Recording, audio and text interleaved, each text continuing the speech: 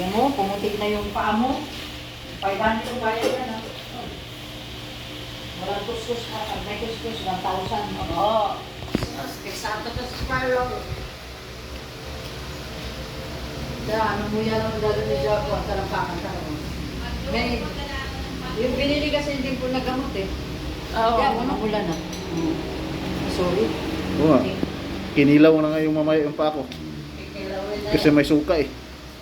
Anong hinalo nito? Ano yun? Sabon na biniling din po sa pangbabal ng paa. Bakit baga amoy suka? Baka yung paa mo may suka. Kaya sa sobrang dumi. Anong halo nito? Anong hinalo? Sabon at saka Sabon lang. para apple cider na amoy ito.